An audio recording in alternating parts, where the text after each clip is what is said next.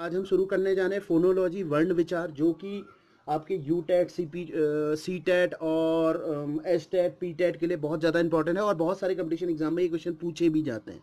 देखिए, सबसे पहला क्या है, वर्ण विचार है फोनोलॉजी। असल में फोनोलॉजी होता क्या है, जब हम भाषा की छोटे छोटे वर्णों के बारे में, छोटी छोटी उसकी इकाइयों के बारे में जानते हैं, तो वो ही व्याकरण से का जो स्टार्टिंग है वो ही हमारे पास फोनोलॉजी में आता है। देखते हैं अब है क्या फिर वर्ण। सबसे पहले हम वर्ण के बारे में समझते हैं। देखिए, भाषा की जो सबसे छोटी इकाई है वो है वर्ण। अगर आपसे कभी भी पूछा जाए कि ये क्वेश्चन बहुत बार पूछा गया है कि भाषा की सबसे छोटी इकाई क्या है, पूछा जाता है एग्जाम में, तो भाषा की सबसे छोटी इकाई है हमारे पास वर्ण। तो ये क्वेश्चन एक बार आया था, ये लिखा है, जो लिखित चिन्ह हम प्रत्येक ध्वनि के लिए निर्धारित करते हैं उसे क्या कहते हैं, तो उसे हम कहते हैं वर्ण। तो याद रखिए, ये ऐसे मैंने आपको पहले ही बताया कि भाषा की जो सबसे छोटी इकाई है वो है वर्ण। देखिए, वर्ण दो प्रकार के होते हैं, तो आपको पता ही है, स्वर और व्यंजन। ठीक है, स्वर और व्यंजन। तो हम सबसे पहले स्वरों की बात कर रहे हैं, सिर्फ स्वरों की बात कर रहे हैं और किसी चीज की बात नहीं करेंगे। स्वर कितने टाइप के होते हैं ये तो आपको पता ही है। देखिए, लेकिन थोड़ा सा यहाँ पे नीचे देख लीजिएगा, जो वर्ण बिना किसी अन्य वर्णों की सहायता से बोले जाते हैं उन्हें हम स्वर कहते हैं। मतलब किसी जो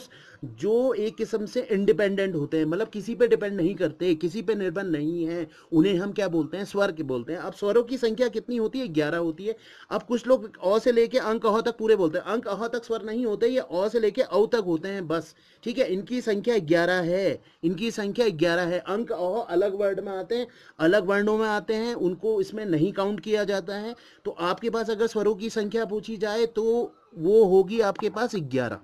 ठीक है, अब स्वरों के उच्चारण के भी दो भेद होते हैं, एक होता है ह्रस्व स्वर, एक होता है दीर्घ स्वर। तो देखते हैं फिर ये होते क्या हैं, देख लीजिए।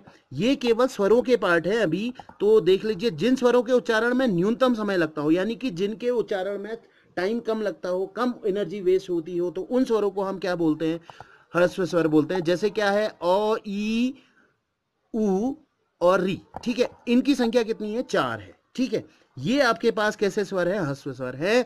तो इनके उच्चारण में कम एनर्जी लगे उनको हम क्या बोलते हैं, ह्रस्व स्वर बोलते हैं। और दीर्घ स्वर क्या कहेंगे, जो नाम से स्पष्ट है, देखिए, जिनके उच्चारण में ज्यादा एनर्जी लगे। आप बोल के देखिए, मुंह से उच्चारित करके देखिए, तो आपको क्या लगेगा कि ज्यादा एनर्जी निकलती हुई दिखेगी। जैसे आ ई उ, देखिए, अ बोलेंगे तो कम लगेगी, आ बोलेंगे तो ज्यादा समय लगेगा और ज्यादा एनर्जी मुंह से निकलती हुई दिखेगी। आ ई उ ए आई ओ औ।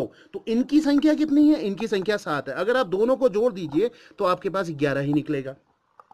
ठीक है, उसके बाद आ जाते हैं हम प्लुप्त स्वर में। देखिए, ये बहुत इंपॉर्टेंट है, ये बहुत बार पूछा भी गया है कंपटीशन एग्जाम्स में, और खासकर यूपी टेट सी टेट, इन जितने भी टेट के एग्जाम होते हैं, ये भाषा में आपके पास बहुत से क्वेश्चन इसमें से बनते हैं। प्लुप्त स्वर क्या होते हैं, जिन स्वरों को उच्चारण में दीर्घ स्वर से भी ज्यादा समय लगता है, यानी कहने का मतलब है दीर्घ स्वर जैसे आ, बड़ी ई, ऐसे वर्ड जब आप बोल रहे हैं उनसे भी ज्यादा लग रहा है। यानी कहने का मतलब, जैसे ओम का आप उच्चारण करते हैं, तो ओम के उच्चारण में क्या होता है, आपके पास ज्यादा एनर्जी वेस्ट होती है। तो राम जैसे लिखते हैं, अगर आपने कभी रामचरितमानस या सुंदरकांड का वो करा हो, या फिर हनुमान चालीसा पढ़ी हो, तो उनमें आपको ऐसे वर्ड दिखाई देंगे। ठीक है, तो ये राम और हे राम और ओम में आपको कैसे कैसे वर्ड बोलेंगे, प्लुप्त स्वर बोलेंगे। ये हमारे पास स्वरों के प्रकार हैं, और ये वर्ड बहुत कम बुक्स में, बेसिकली ग्रामर की बुक्स में मिलेगा, और ज़्यादातर ये नई वर्ड आपको दिखाई देता है। चलिए फिर इसके बाद नेक्स्ट पॉइंट पे हम बात कर लेते हैं। ये है हमारे पास लैंग्वेज एंड ग्रामर।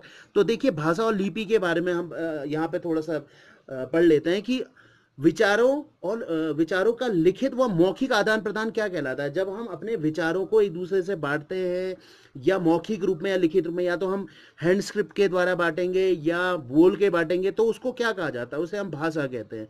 तो मैंने कहा भाषा की, इससे पहले मैं आपको इससे पहले वाले उसमें अभी बता चुका हूं कि भाषा की सबसे छोटी इकाई वर्ण होती है। ठीक है, ये बहुत बार पूछा गया। तो भाषा के कितने रूप होते हैं, भाषा के 2 रूप हैं। ठीक है, लिखित और मौखिक। LSRW से हम स्टार्ट करते हैं। LSRW आपने सुनी होगी। ठीक है, LSRW अभी मैं आगे इसके बाद वाली वीडियो में आपको बताऊंगा कि LSRW है क्या।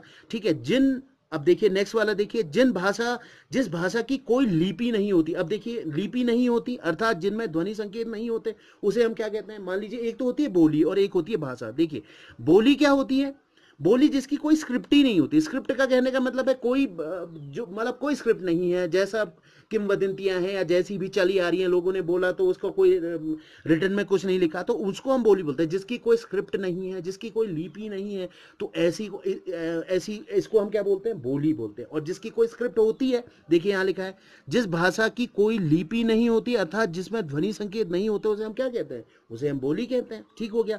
अब जिसकी स्क्रिप्ट होगी तो उसे क्या बोलेंगे फिर, देखिए जिस भाषा के जिस रूप में चिन्हों व लिपि का प्रयोग होता है उसे क्या कहते हैं, उसे भाषा कहते हैं। भाषा के कहने का मतलब जिसकी स्क्रिप्ट होगी, जैसे किसकी, जैसे उर्दू की है, उर्दू की क्या है, फारसी है। ये पूछा जाता है कि स्क्रिप्ट क्या है, इसकी लिपि क्या है बताएं। मणिपुरी की मैथी है, संस्कृत की देवनागरी है, हिंदी की भी देवनागरी है, और पंजाबी की गुरुमुखी है। ये बहुत बार पूछा जाता है कि पंजाबी की क्या है, नेपाली की क्या है, मैथिली की क्या है, डोगरी की क्या है। तो ये सब देवनागरी लिपि के अंदर आते हैं। और ये वाली उर्दू फारसी के अंदर आती है, इंग्लिश रोमन के अंदर आती है। ठीक हो गया। अब देखिए नेक्स्ट क्वेश्चन बनता है फिर, शिष्ट लोगों द्वारा प्रयुक्त तथा विद्वानों द्वारा स्वीकृत भाषा को क्या कहते हैं, तो उसे हम मानक भाषा बोलते हैं या स्टैंडर्ड लैंग्वेज बोलते हैं।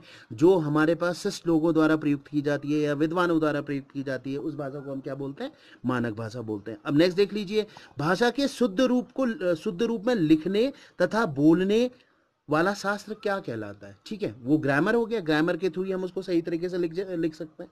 ठीक है। अब नेक्स्ट देखिए, ज्ञान का संचित कोश क्या कहलाता है। ज्ञान का संचित कोश साहित्य कहलाता है।